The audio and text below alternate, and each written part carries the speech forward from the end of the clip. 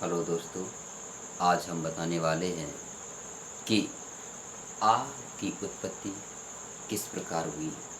आ को आ ही कहते हैं और दूसरा नहीं।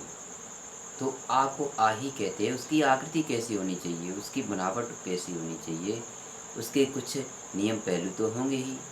तो हम इस पर आज बताने वाले हैं कि आ की उत्पत्ति और उसको साक्षी या उसका आकृति रूप में या कैसे क्या होती है इसके बारे में। तो दोस्तों, आज की वीडियो में हम आ के बारे में बताने जा रहे हैं।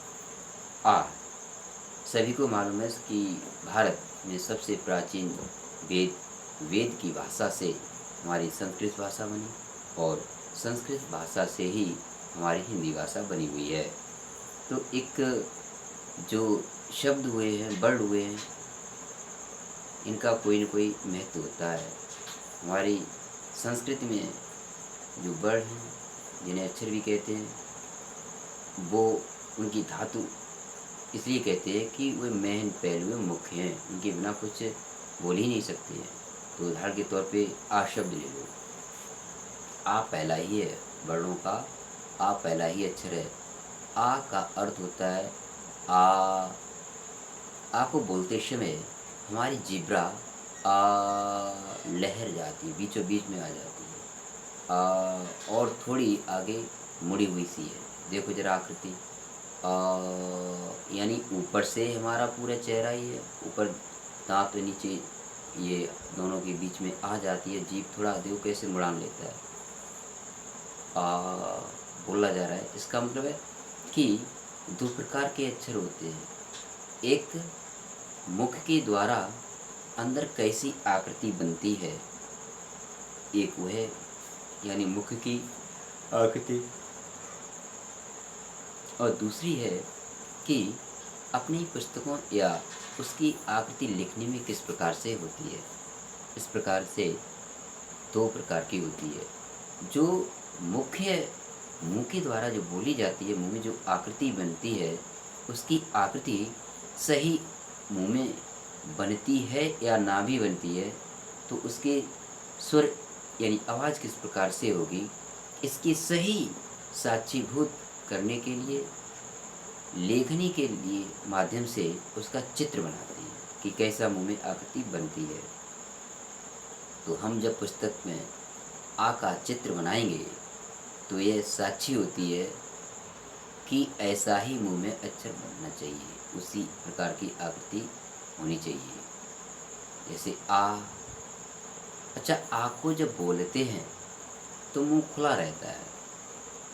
जैसे आ, मुंह खुल गया है, तो इसका अर्थ है कि आ का अर्थ क्या होता है। अर्थ उसी के शरीर के जो आकृति बनती है, शरीर के माध्यम, यानी एक और बात बता रहा हूँ कि जितने भी अक्षर का अर्थ है, वर्णों का अर्थ है, वह सब के सब अर्थ शरीर के समझ के और शरीर के मायने से ही रखा गया है।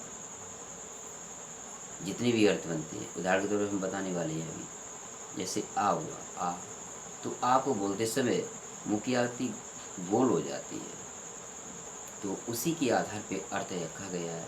तो आ का क्या अर्थ होगा? आ, अखंड। जैसे हमने मुंह से बोला, इसकी आकृति गोल हुआ मुंह, तो जो गोल हुआ है इसका मतलब हुआ अखंड।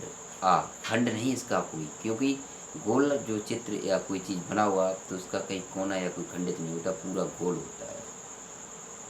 अभाव, पूर्ण, अखंड, ये सब के सब ये अर्थ हैं, सब, सभी। और पूर्ण, शून्य।